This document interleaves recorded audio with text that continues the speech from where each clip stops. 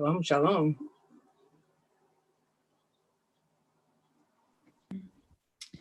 Good morning, everyone. Alana here from the Wilderness Torah team. I'm excited to welcome you all here to the virtual village. And we are truly looking towards the natural world and asking, what can this time teach us? As a part of awakening the earth-based traditions of Judaism, Wilderness Torah creates village life during our immersive land-based festivals by uplifting and encouraging the individual gifts of the collective community. 4 times a week in this virtual village space, you will learn with Wilderness Torah community members who are sharing their gifts, such as Amashe, as well as longtime stakeholders in the earth-based Jewish movement. Would love to see a raise of hands for anyone. This is your first virtual village. Yay, welcome. And anyone, this is your first Wilderness Torah program. Wonderful. Well, we're so happy to have you here. And we are committed to keeping the virtual village accessible and free. If you would like to support Wilderness Torah in this effort, we welcome any and all donations, big or small, as we endeavor to provide Jewish wisdom and community building through this challenging time. If you are new to Wilderness Torah and would like to learn more about what we do and how to get involved, my peer Malka is going to share a couple links in the chat. One of them is to our virtual village page, another is to get onto our newsletter, as well as a donation. And we'd really love to hear your feedback, what you think of the virtual village and other ways that we can support you. This session is being recorded and live streamed, and all of our past sessions are up on the website, so feel free to go check those out. We have really been overwhelmed by so many amazing offerings in the virtual village, so definitely check those.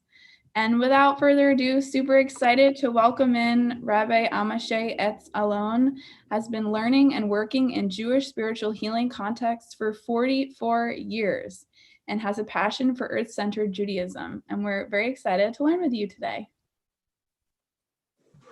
Thank you, Ilana. Thank you, Wilderness Torah. Oh, I lost all of my participants. Yeah, I want to see everybody. Okay. First, just I want everybody to breathe with me for a moment while I center in this class and in this new venue for me, Zoom Virtual Village. And just breathe.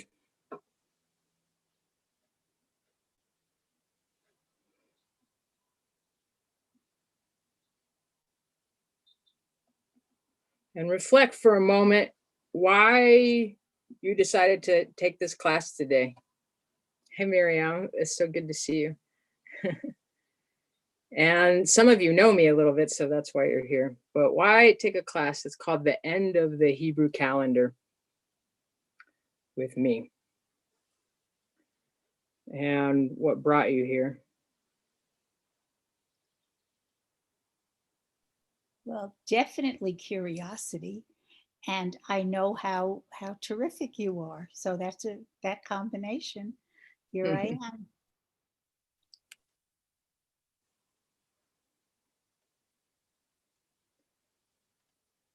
For me, this is such an important topic. But I'm not sure how it makes for a class unless we made like a whole workshop and worked the in and outs of the Hebrew calendar. But I wanted to focus on this topic for this village for a number of reasons. And really, I was talking with Alana earlier and was saying that what I wanted to do is to seed a thought process, right? And this is such a spectacular community. Wilderness Torah has so many incredible beings working in it and through it and engaging it, and in the Bay Area and all around the world. I thought this is a good place to seed this topic, because I have discovered in the 20 years of my rabbinate that very few people understand that we're at the end of the Hebrew calendar. I mean, like the actual end of the calendar, right? And so we hear about the end of the Mayan calendar, more or less, right? And the end of, I think the Viking calendar has closed, and something is closing in the Chinese calendar, and a number of indigenous calendars from around the world are closing, and there's something is happening with this closing of the calendar. And then the Hebrew calendar, this also is the case. I mean, think about it. We're in the year 5780, but that's out of a 6,000 year count, right? It's a setup to have borders and parameters. So we'll talk about that in just a moment, what's going on with that. So if we're in the year 5780 out of a 6,000 year count, we're really close to the end of the number count. And the way the Hebrew calendar is set up in our oral tradition, in our mythic tradition, is that the last 250 years or so of the calendar is set aside as kind of a liminal space for the transition. So it's kind of like a time out of time. It's considered to be sort of akin to like twilight, right? And these liminal spaces where we're marking time, but it's a different kind of time. Something is happening. And that this is a time when everything is going to really just slosh back and forth. It's not that all of our known forms are going to go away. It's just sort of like predicted to be exactly this liminal space. And we are inside of that timeline right now. Now, I'm not in this class and in this call going to tell you what exactly that means, because for me and for many Kabbalists through the millennia, an important part of this moment is that no one person, and certainly not me, is going to define what this moment is exactly about, because we're changing our consciousness. So that's part of the paradigm shift, right? Is that there's a democratization of the wisdom base that's happening here. And I think this is something that Virtual Village is modeling a lot, because I mean, just the offerings and the people that are making their gifts here is spectacular. And I think that that is showing this principle in process, right, as we're watching this paradigm shift. So before I go on, I just want to close just really briefly with that moment, and then we can look at the particulars of this, because it's interesting. It's interesting in terms of the times that we are literally living in right now and watching and seeing, but it's also interesting to see, like, what is the roadmap that one is working with, and jewishly, what are we working with? Because the basic mission statement of the Jewish people is encapsulated in this calendar roadmap, in this roadmap for healing and transformation. Now, what that means and what we're supposed to do with that, right? Many different views of how to work with this, and the movements and denominations and organizations and paradigm shifts and all of that. But that's the basic working roadmap. So it helps to know what the roadmap is, right, for one to be able to go forward. So I just want to stop really briefly right here and see if there are some questions or things that come up. And then I want to just lay out briefly what that roadmap is so people can navigate a little deeper here. Anyone? Or if someone sees something that I think will open this a little more. Because I want to encourage people to really be participatory if you want, and then there'll be a space at the end for sure that's just dedicated for this, right? But we're seeding a conversation here. What does it mean to be at the end of the calendar, along with the other ancient peoples of the world? All the calendars are closing. What does this mean for us?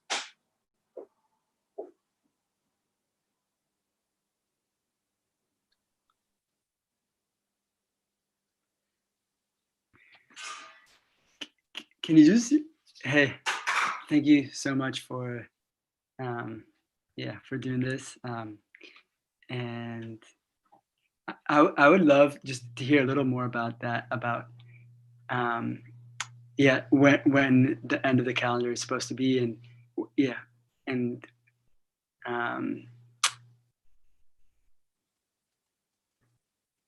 how is that determined, I guess? Yep. Well, let's just do that next, and we'll make a little structure so people can see this. Wait, I want to go back to gallery view so I can see people. Okay. So I'm going to make a little picture. It's going to show up kind of backwards. Ideally, I would screen share this. I'm learning my technology. If people can just sort of see this image. This is the Hebrew medicine wheel.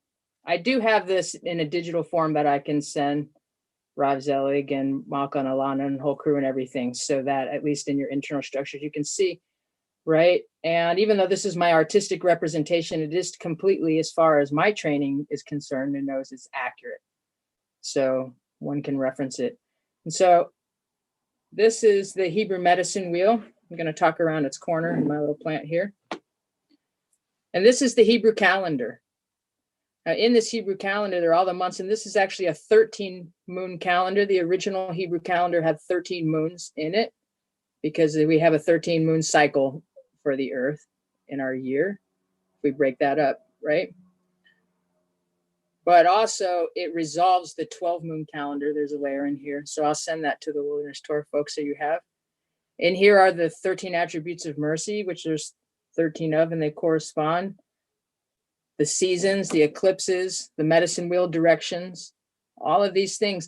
And so I'm going to take this down a minute so I can face everybody face to face, but I just want you to look and see how this is like cycles of cycles of cycles turning on each other, like wheels onto wheels onto wheels, right? And some turn at a certain speed and some turn others, some turn backwards, right? And rotate around. They're like cogs and gears of the wheel.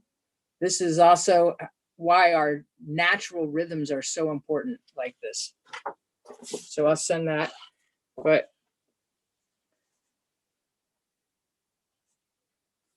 And so the calendar, it was started almost 6,000 years ago, and I can't tell you who started it.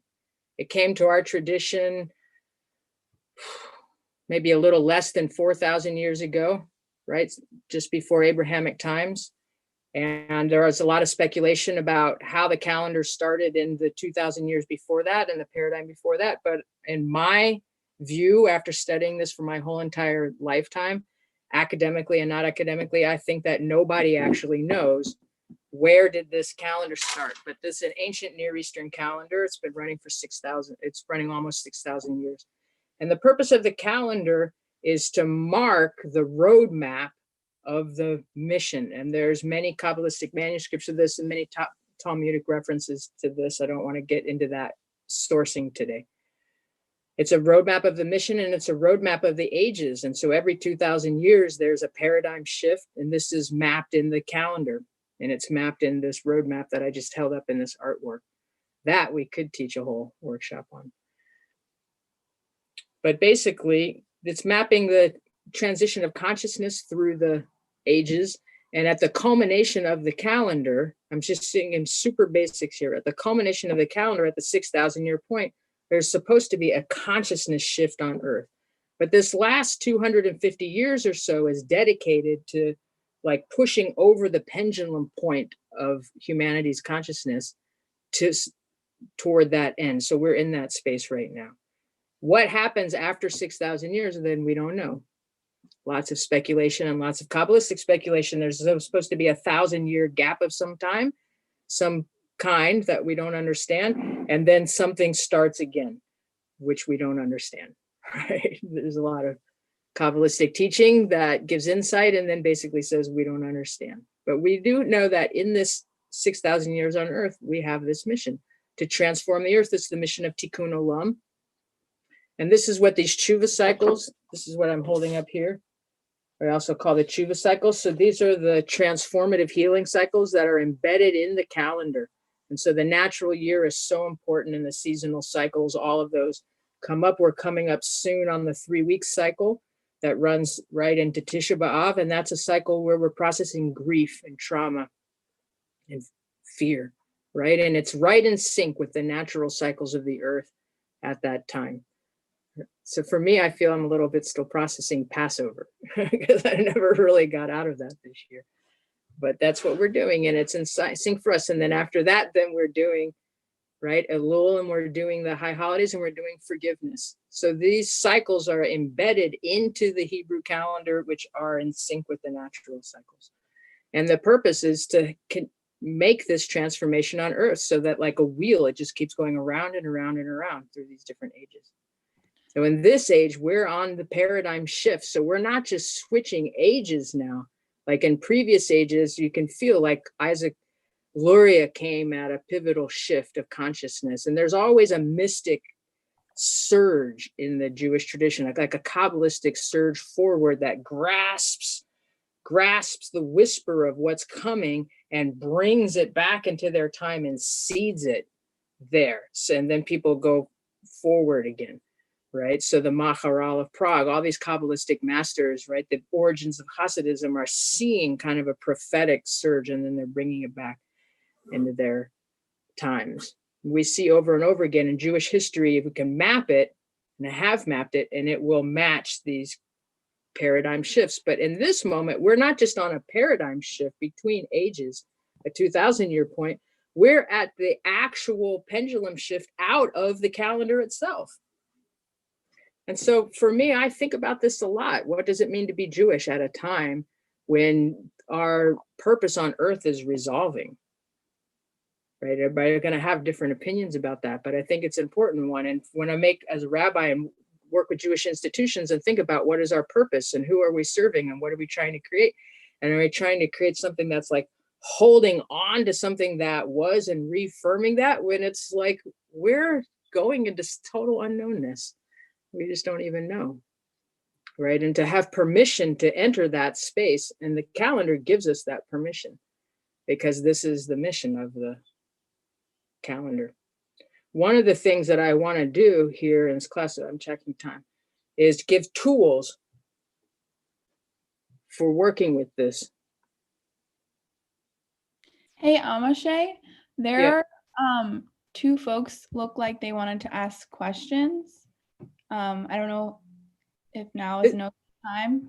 This is a really good time. I just want to answer one that came in through the chat, and that was that does the calendar end at the 6,000-year point, or does it start in a new millennium in the 7,000th year? And so technically the calendar ends at 6,000 years, and then there's like no time for 1,000 years. So that's like, how is there time when there's no time? But it's multidimensional. It's like this leap into other space. And then somehow time starts again for like another 6,000-year period. So it's 7,000 years total. It's 6,000 years of time is being counted. And then 1,000 years out of time, that something else is happening. And then it starts over. But I can't actually say that I understand that. I've studied it my whole life. And like the Vedantic system, right, in India, has a similar process, in Kali Yuga and all these kinds of cycles, and time starts and stops, and Rita, I don't know, it's like beyond me, mystery. Okay. Somebody had questions? Pat? Wait, we have to unmute Pat.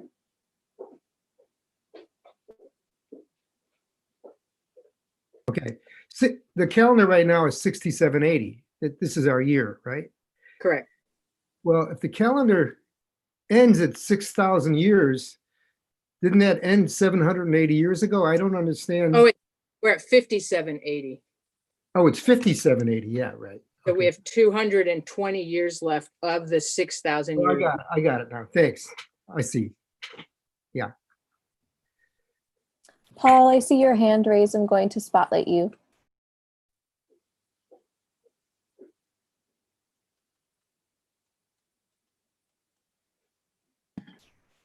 Wow, this has been my day. I'm eating peanuts in the middle of having my hand raised. I was late to this class because I feel very like it's not a chill atmosphere today for me. Not a chill at all. Trying to be chill, feel out of sync. You're totally But does this cycle have anything to do with the astrological ages? I'm yes. noticing a correlation. Like we're jumping between like height. Okay, I just for the fun of it, like noticed a correlate. Like I noticed these like technically the Babylonians were onto something. So like according to like modern science being all like iffy about astrology, the Babylonians they observed something, and I'm noticing Pisces were definitely going into a feminine age of some sort, age of feelings, some sort of thing like that. So I'm just wondering if this all like the shifting, noticing something. For sure. And no, for sure, it's totally cued into the astrological cycles. And this is something that we're reclaiming jewishly, right? Is our permission to engage astrology and engage astrological cycles. Now, there's a difference between engaging that spiritual science, right, as an informative science and using it as like a form of divination, right? And that's true of all of these world spiritual paths that we get to re-encounter. But ancient Judaism had a super firm relationship with astrology, actually all the way up until really almost modern times, you know, and Hasidism, early Hasidism still carried lots of astrological influences. And Kabbalah is very astrological, actually, and as an ancient astrological science. And for me, when I had to study for the calendar, it was like going to law school, actually. It's more intense than almost any other aspect of my rabbinic studies, because you have to study halakha, but you also have to study astronomy, which I have a background in, right? And you have to have like all of these legal tractates about how the eclipses work. And how, I mean, it's incredible, the science. It's taken really seriously jewishly, like the astrology and astronomy in this way. Excuse me, you said astronomy, not astrology, right? Just to like clarify the two, they're totally different. You said astronomy, right? Well, I just said both of those things because Kabbalah takes astronomy very seriously and also astrology very seriously, and those two things are related, right? So it would make sense. Hold on a second, Aaron, we'll get right to you. So it makes sense then that this would be keying in with these other astrological cycles, right? And for me, and then I want to hear Aaron's question or comment. For me, it's really important. I mean, there's so many roads that one can go down, but the calendar is the foundation of the tradition. And so therefore everything's branching out of it. And this is one of those main branches that we've been able to sort of not look at unless, except the deep Kabbalists have always kept this on their mind. Where are we at in relationship to the calendar? Because they're looking for Mashiach, right? They're looking for that one that will bring that other consciousness and redeem the world. And so they're looking at the calendar to map it. But everybody else pretty much until recently could just forget that this even aspect exists and just live your life and live in the calendar. But now all of a sudden we are the ones that are living in this, what we call, some of you have heard it, midwifing of the paradigm shift, right? We're in the ones that are in that process. And I think we can see that pretty clearly in our lives. So it calls forward what are we doing in this space, right? And a lot it calls for personal transformation and healing, including with joy, especially not with suffering when possible. But it's like really a cue to examine ourselves on the most basic levels, right? And just let a whole bunch of stuff go and to transform. So we can say more about that, but I don't know, Aaron, if you still remember what it was that you wanted to say. Oh yeah, this is amazing. I guess my question is there's kind of twofold. The first one is, you had mentioned Kali Yuga and then Satya Yuga and the Hindu calendar.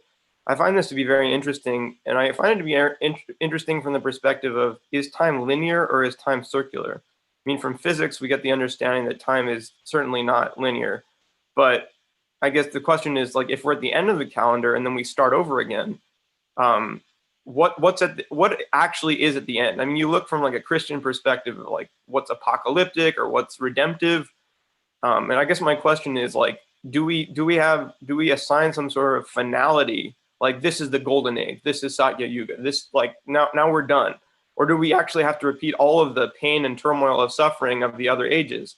Because I guess my understanding is, what's Judaism's take on the finality or the circular nature of time? It's a really good question, Aaron, actually. And from a Kabbalistic perspective, though I am going to say that there are many Kabbalistic perspectives, it's a very ancient and diversified tradition, Kabbalah, but most of them, when it comes to time and these aspects of the calendar that you're talking about, are pretty in sync. They might clothe it in a little different language, but it's pretty in sync. And so from a Kabbalistic perspective, time is like kind of like a spiral, and it like spirals to a point and then gets slingshotted to other points. So it's completely not linear, except that then there's like, which dimension is one operating in? So these are all side branch classes and workshops, right? Kabbalah and how time works in Kabbalah. And of course I open all those doors to have a class like this, but it's good to think about that, and you can explore that and find that. Kabbalah sees, and we go all the way back to the Sefer Yetzirah, which is relatively 2,000 years old, at least in its transmission.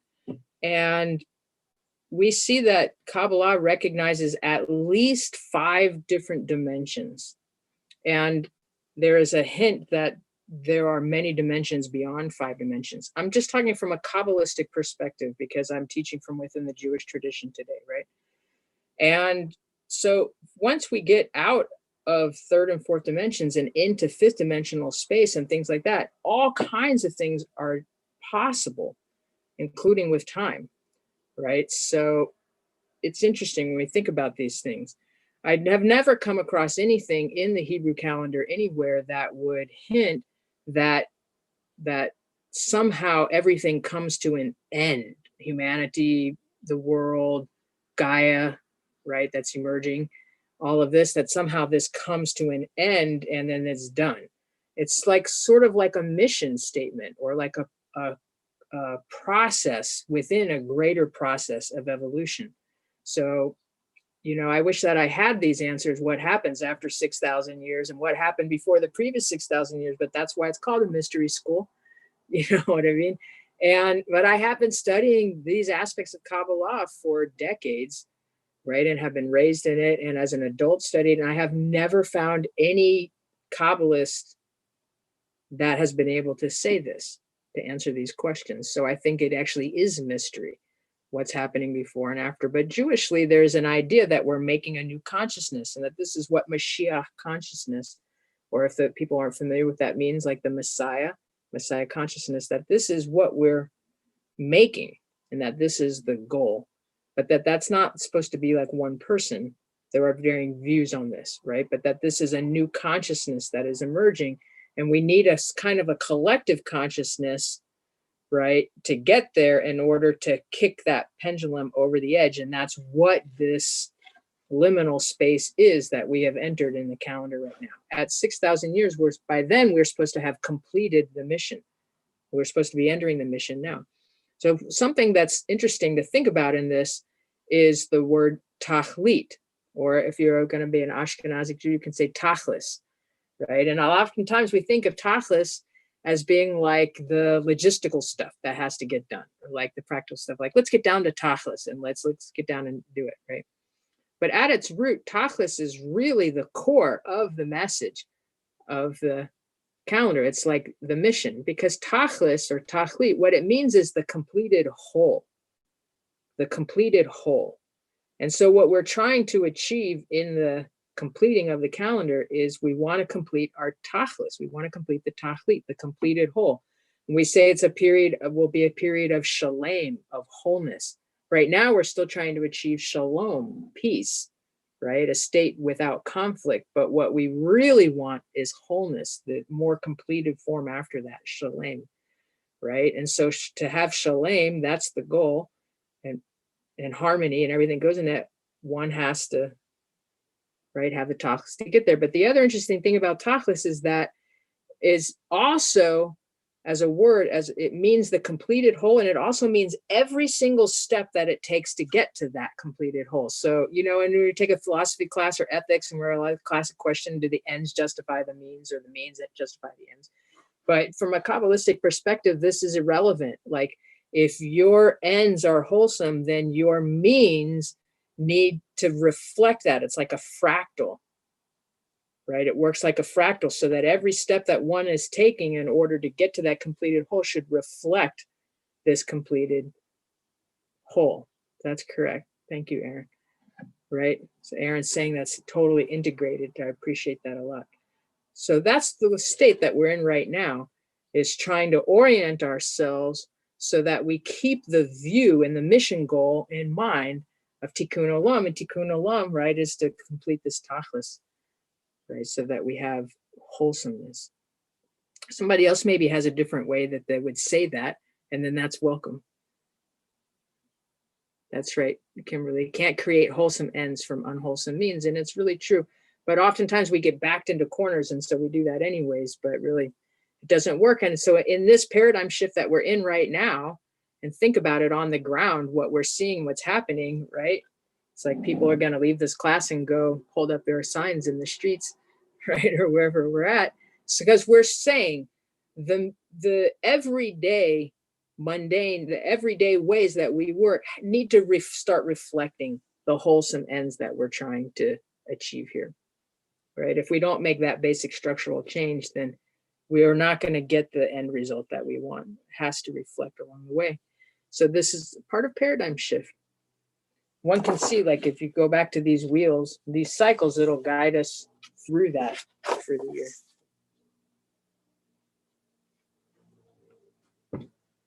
Okay, Pat. It's funny that you should be talking about wholeness as a goal, because that's in a way, that's how I got connected to Wilderness Torah. For the last 4 years, I've been involved in organizing an interfaith group around climate change, and over this period, I got more focused on something deeper that is the root problem, and it's and then I related it to my own, in my journey through my life, my lack of wholeness and all the different things I've been connected with. Growing up a Catholic, and then abandoning, losing that, and eventually, to make a long story short, getting to becoming a Jew by choice, and still not feeling that wholeness. And I've gotten to a point now where my experience and my sense of where to find that, and I'm connecting is with the earth, as a member of the earth community, to seek wholeness as just another member, like the animals and the plants, with the earth and hopefully with the universe. I haven't gotten that far yet, but so I connect seeking wholeness with connecting with the divine presence through my connection with the earth. I just wanted to share that. Thank you. It's super beautiful. That's how I connect also, right? I mean, I have other ways also that I connect, but primarily through my connection to the earth.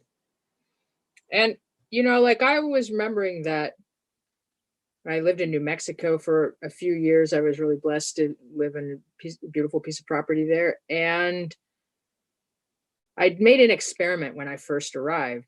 And I want to see, because I've studied the Jewish calendar for so long and the Hebrew calendar. So, and that's so embodied in me, and all of these cycles that I'm just hinting at, right, are really embodied in me. So I'm like, okay, what will it feel like out here in the wilderness when I'm really truly by myself, right? If I don't use a calendar to mark time and I'm just me in the wilderness, how long will I be able to maintain these cycles? And how long will I be able to maintain the Jewish liturgy and like maintain, how long will I be able to keep it going if I don't have a physical piece of paper that's with all the boxes telling me when everything was?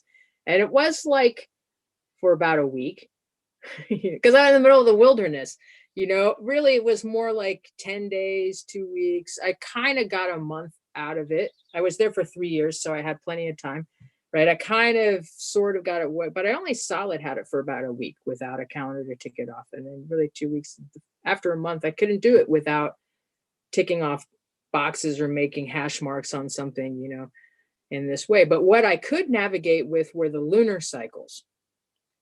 I could track the moon, no problem, right? And I can track the stars, and I could relatively track the seasons for the solstices and the equinoxes. I have some astronomy background, right? And so I can, but the ancients would have also, right? And indigenous people. So you can keep track relative to the season. I can track the lunar cycles of the lunar Sabbaths. I can do Rosh Chodesh every month, right? These kinds of things I can do. And I can do the relative festival cycles jewishly for the seasons, but I won't get them in the exact days. And so for me, that shifted my thinking a lot, that experience. And Wilderness Torah was just coming into being in those years, actually. So Rabbi Zelig and I had many conversations about this. And so I felt, I love the Jewish tradition, and I just have such a deep connection with that. But my deepest connection is with the earth. That's where I find it. And I feel that that's where my ancestors, Jewishly and otherwise, found their connections. And I feel this strongly in what I'm talking about at the end of this calendar cycle, because it's not just a curiosity. Otherwise, why bring this forward in this day when we have a true planetary crisis happening, right? And we have lots of blessing happening, all kinds of goodness. Those protests that are happening recently are because so much light is pouring onto this planet and so much transformation is happening, that it's allowing that stuff to come out, right? But it's also a difficult time. So why make a class the end of the Hebrew calendar, right? To just blah, blah, blah, talk more and put more talk into that field, right? For me, it's more like I really want to seed, as I said, this conversation, and people think about, what does this mean? And people will have, every single person going to have a different answer to that question, but hopefully people's answers individually will change, right? And it will evolve, because it's a process. So I feel that in this paradigm shift that we're in now, it's so clear for me as a human being, but also from the Jewish tradition, that we are being called to really firm ourselves in our connection to the earth again. And usually Jewishly, we have had this, but in this last century or so, for various situational reasons on earth, right, we've lost a lot of that. And now people like this organization and the community are working to repair that, right? And peoples all over the earth. So it's so clear, and to firm our connections and our alliances with native peoples and indigenous peoples, and to really firm that on earth. It's so important. I remember, like, in the early days of Wilderness Tour, that the first festival really, even I think before Pesach in the desert, was Sukkot on the farm. And I love that was at the origins of Wilderness Tour, because I felt like this is the forward leading edge of the Jewish tradition in many ways, because Sukkot is so much about tikkun olam on a global level, and so much about bringing Gaia force as a consciousness, right, into being on earth. And I think that is, for me, I can't say this definitively as a Kabbalist, but for me, I think that's what this closing of this aspect of the calendar is about, is that it's really that we are bringing the earth as a planetary system online. I can actually say as a Kabbalist that there are many Kabbalistic teachings about that, but it's not that it's so like definitively held. You know, there's some variance, but I think there's something to this Gaia force, like the planet itself has a consciousness that is coming online, and we are part of that, right? So we're learning. So how can we affirm wholeness, as we've talked about in here, right? In this process, if we're not connected to the earth, because we're trying to bring forth this new earth consciousness, this Gaia consciousness, of which humanity then is a critical part of that. And somebody posted earlier about how, just checking time, somebody posted earlier about how I was talking about Tachlit and Tachlis and how that's related to the Techelet, the blue threads that are in the corner of our tzitzit. And that's absolutely correct, actually, because those blue threads that come from, they represent really the sea. And in a deeper level, they represent the earth as a whole, because we know that if we view the earth from space, it's blue, right? And it has some land masses, but mostly we are the water planet of our system. You know, we are the blue planet. And one would say, well, how do ancient Kabbalists know that? And I'm like, I don't know. How do they know that these 13 tones emanate from the galactic core? And now, of course, science has proven that that's happened. So there's something from humanity from before whatever the previous catastrophe was, right? Brought these wisdom pieces forward in some way. Someday, maybe it will become more clear. But in the meantime, we just know that the tradition recognizes these things. And so that knowing that the earth is the blue planet and that the sea is the life force, the main life force of this planet, we ourselves are mostly water, right? And in Kabbalah, that's why we have Yud, Hey, Vav, Hey, two Heys, because those represent, they come from the mother elements of water. Heys are father letters, but they come from the mother letters of Mem, of water. It's like we have two, we have like fire, water, air, and then more water, right? In the divine name for earth and Gaia force. And so the Techelet and our tzitzit represent that Gaia consciousness that we're striving toward. Got off a little check, but I meant to answer that earlier when someone posted this comment about Techelet. So these are reminders. If we wear those in our tzitzit every day, or if we have them in our prayer shawl, then we have living reminders, right, of the mission statement, because its mission statement is about tikkun olam. It's about the tachlit, right? It's embedded into our tzitzit. It's about the earth as a blue planet and a water planet and the healing planet, so that we can take up our mission as a healing planet. I guess that is kind of what Kabbalists say will come next in some way. Gaia force comes online, and then we're working as a healing planet. So that was a lot download that I just made, and I don't know if that brought anything up for anybody, but that's the basic gist of it, is to think about what does this mean to live in times, right, where such powerful forces are acting. It's on so many levels. For me, it's just like mind-blowing. We could have whole conferences on what it means to live at the end of the Jewish calendar. You know what I mean? It's like so many different ages of the Jewish people and of the Hebrew people have gone into bringing us here.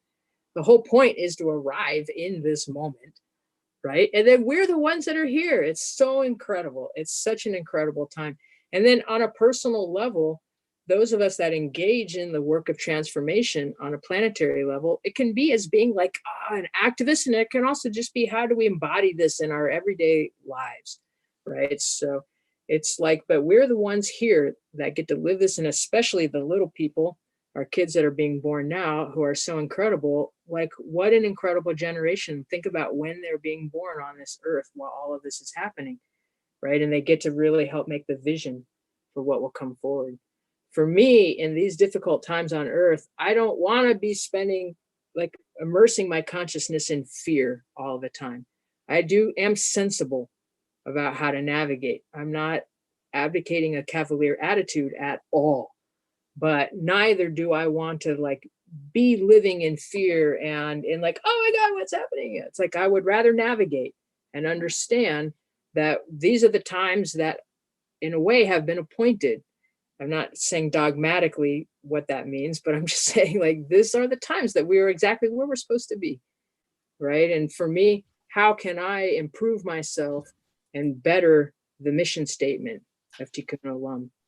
I want to say, just as a, like my little closure, and then we'll have some comments and questions and things, that for me, the foundation for how I want to work in this new paradigm is from a place of forgiveness and reconciliation, right? And I base my work in the 13 attributes of mercy, and that's a whole other thing. The Kabbalists say that the whole universe is built on the 13 attributes of mercy and built from them, right? And that's where our wholeness is headed back to, so that we can hold firmness and accountability in the same space as compassion and forgiveness. But that's just my perspective, right, on what to do with this time. How do I better myself? Also, I want to say that, like, some people know from our oral tradition, because we like to bring it up in Jewish venues sometimes, that the other thing the Kabbalists said was that when we get through with this liminal space in the calendar and we come into completed times, they're like, the only recognizable thing left of the Jewish tradition that's going to exist is the holiday of Purim, right? Is the holiday of Purim. So everybody, I think that's a reminder to have extra joy in our lives, especially when we live in difficult times. We want to bring in extra joy and simcha, right? The Hebrew for joy, that's right, Malka, extra joy. And that this is a time, I know in the ceremonial spaces that I work with, jewishly, and as well as in native indigenous spaces and other places I work, and our guides come through and they're like, yeah, these are really difficult times, but that doesn't mean you're not allowed to have joy. And in fact, we each want to like really firm our heart space and bring that positive vision forward. So it's 11:45 now. Does people have comments that they have, or questions, or anything that you feel that you want to discuss? And Malka and Alana and Ben, also you all included, right? Because we're all community together. This is I want people to think about this after you leave and have conversations with, thanks, John, with everybody else, you know, so I want to hear what's stirring.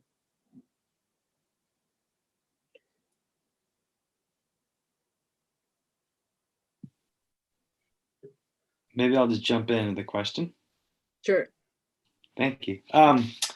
This is great. Thank you, Amashe. So we're at 5780, so the end of the calendar will be 220 years from now. That's somewhere between 5 and 7 generations. I don't know what we count a generation anymore.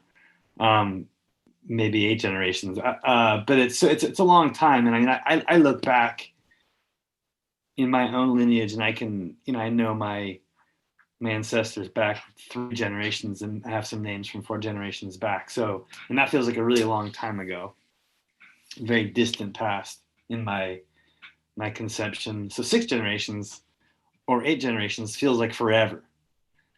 So we're talking about over 2 centuries from now when this official closing happens. So I'm curious to know what you think around, you're talking about the end now, and you're looking in the streets and seeing evidence of the end now.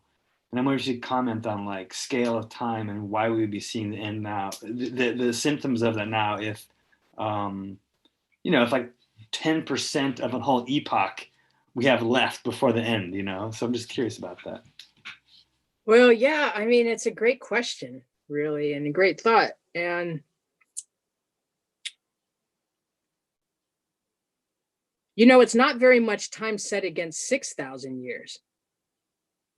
You know what I'm saying?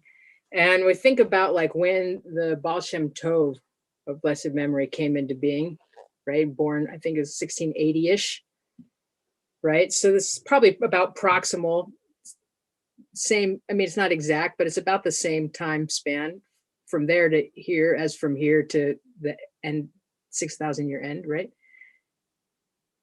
And I know who my great grandfather was in the cantor, or right, in the base midrash of the Baal Shem Tov. And that's about where I can vouch for my ancestry, although in theory, because my family can go further back for a long time, but in terms of living memory, so that's a long time, but that's about the outer edge. So based on what you said, I think that that's like, we've got just about a living memory in humanity left, right? I don't know, Rav. It's like, there's something that the Kabbalists have said over the millennia about this time that we're entering, and we're just entering it. I mean, we probably started to really enter it like World War I-ish. You know what I mean? It's like, and it sort of comes on, and someday I'll share with you, but I don't have it in a way that it's really presentable for this class screen sharing, but I'll share with you how I like documented it out like statistics and showed and mapped the whole thing. And it's like, it just takes time. Maybe it's because it takes time for what gets repaired in the spiritual realms above. It takes time for that to come into the physical reality. You know what I mean? It's like the spiritual trickle down method.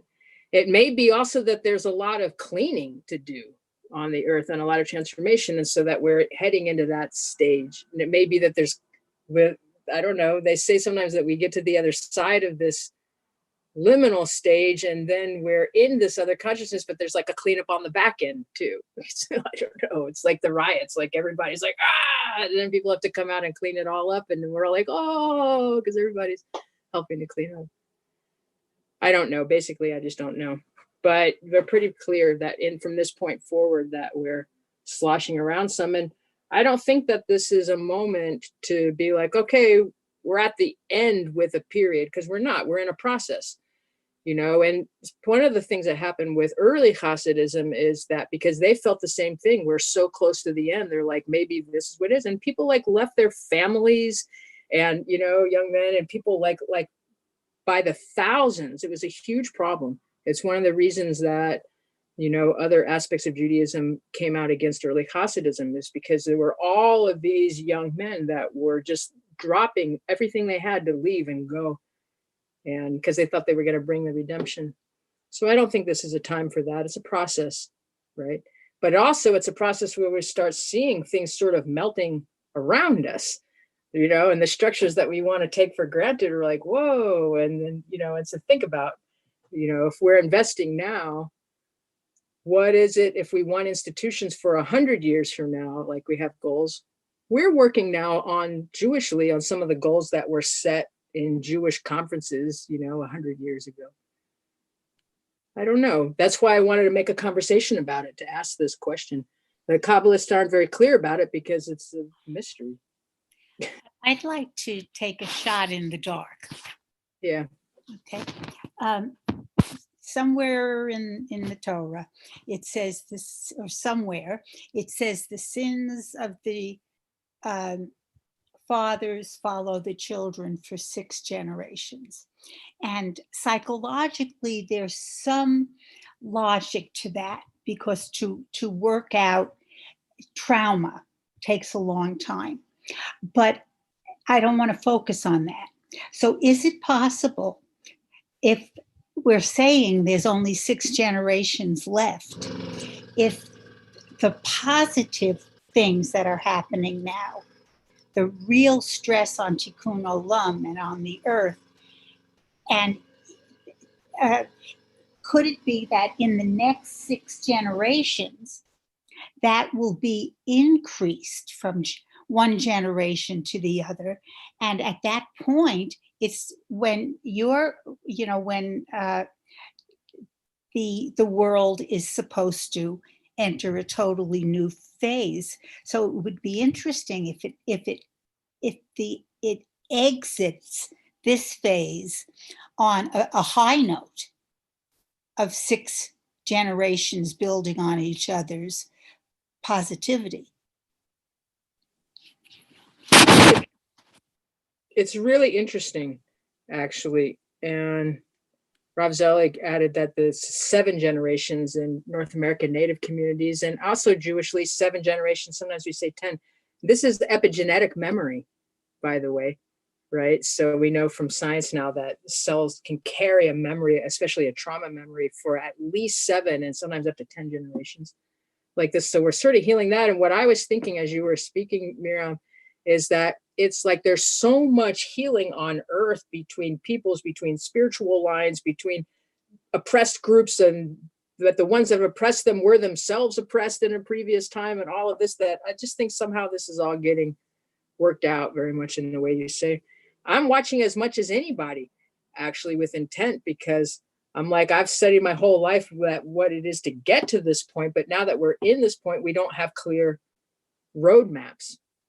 Right? That's specifically part of it is. And so the roadmaps that I have, and then I want to take maybe one more question, and then I think Malka's going to lead us out.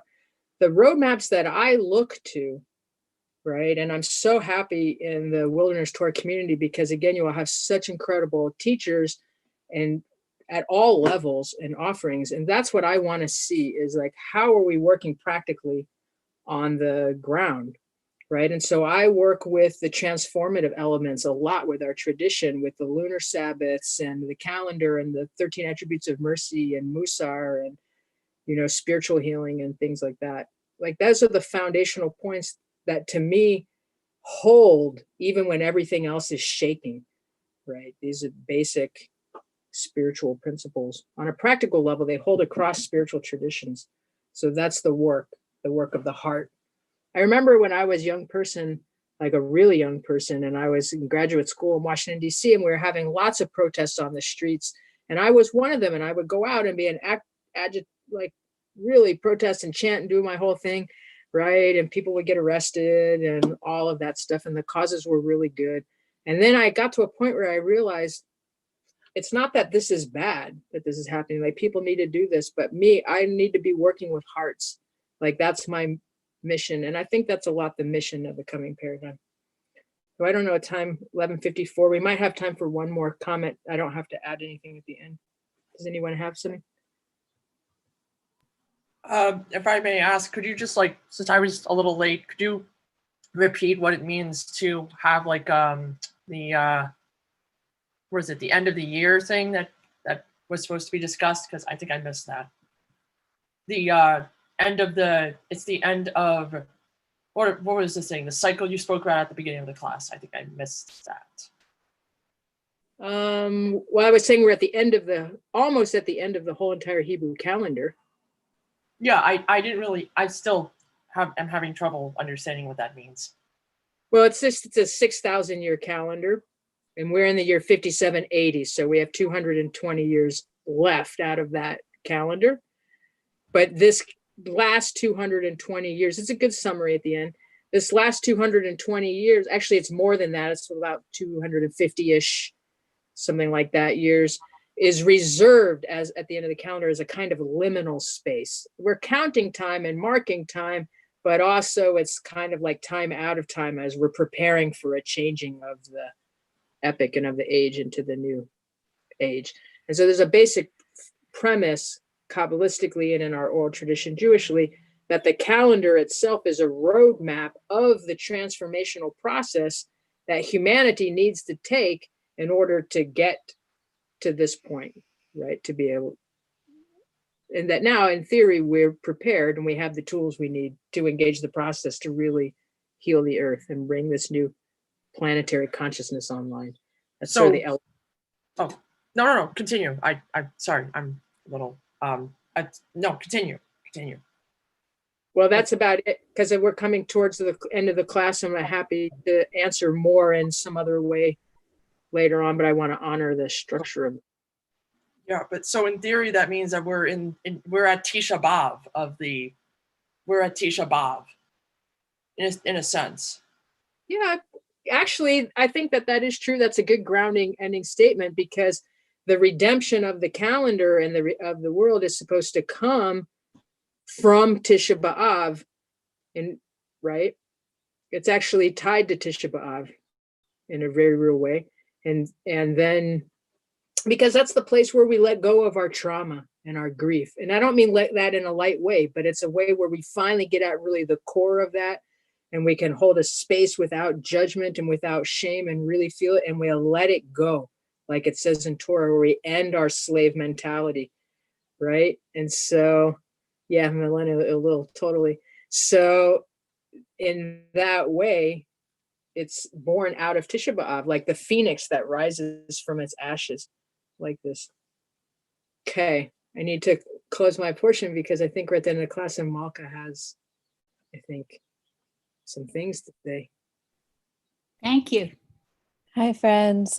Just want to give some announcements and close us out here today. Malka here at the Wilderness Torah team. thank you all so much for joining us here in Virtual Village this morning or this afternoon, wherever you're calling in from. Want to just announce the rest of what's going on this week. So this is a special week in Virtual Village. We have less offerings happening this week. Zelig is taking a break from his weekly teachings on Thursday, and we are focusing a lot on our Wednesday offering, which is a longer offering this week. It's going to be an hour and a half, and it's hosted by facilitator Sophia Sobko on understanding and dismantling white supremacy. And it's going to be a really, really beautiful and poignant and timely offering to come together and understand the systems and understand this moment in time and place ourselves within that system in order to better show up to this moment and find resources on how to get involved and be in community during such a crucial time in history. On Friday as well, we're going to have an offering with Devorah Browse called Waste Hacks, Bal Shachit and Bokashi composting. And you can check out our website, our Facebook or Instagram. We post lots of updates there and details about our programming. You can also share our events always with folks across the world, given this virtual time. So any of the offerings that we mentioned, please feel free to invite folks to our Facebook events and into our Wilderness Tour Virtual Village group. My peer Alana is going to insert some links into the chat again that we did in the beginning for our website and signing up for our newsletter. Our donation page, if you feel called to support our work deeper. And as well, our survey, we really want to hear how we're doing and how we can support you more in connecting to Wilderness Torah and to each other. And lastly, of course, just want to say thank you so much to Rabbi Amashe. It's been such a blessing to share this morning with you and explore the mysteries of our calendar. And it's always, it's being in Virtual Village for just an hour, we always get to kind of just like, you know, tap into the surface of some of these really expansive topics. And this is definitely one of them. So I really hope folks can get in touch with you and find out more about your work and be able to learn more about the mysticism and the calendar and our holidays and all of these, really incredible things. So thanks for being here with us with your really grounding energy and a way to welcome us for our week. And I'm going to pass it back to you if there are more ways that people can learn about the work or continue conversation with you, and we'll close out for the day. So thank you, everybody. And I'm just so honored to be here,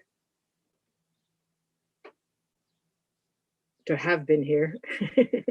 See, I'm like in spiral time. And I just want to encourage people to breathe. Just breathe like the same way we started. Breathe in your week, right? Lots of really intense things happening, but to remember it's also an incredible good time on Earth and incredible light that's penetrating this planet and so many good hearts that are being activated. If you need some support, reach out and ask. Everybody get through your week. We're in eclipse season, right? We just had a lunar eclipse on Friday, a big one. We have a really big solar eclipse on the summer solstice this year. So everybody, right, pay attention. And then another lunar eclipse the week after that. So it's a little bumpy, but go for it. So I just want to let that know. And bless everyone. You can find me. I'm on Facebook under my name, Amashe Itzalon. And also I have a website, but I don't know how to type that in. But you can get it through my Facebook site. And Jonathan this first has provided that. And thank you, Rob Zelig, for being here. I feel honored to have you in this little discussion today. Always, always, always. And I just think it's amazing, this community making this next step forward. When you all get to meet again, then you're going to have this whole, in person, you're going to have this whole new platform. It's really incredible. Okay. If everybody wants to send comments over via my Facebook page or my webpage, you're welcome. I'm always happy to talk with people. Thank you, Malka. Thank you, Ilana. Thank you, Ben. Bye, everybody. Thank you. Thank you all so much. Have a beautiful day. Bless.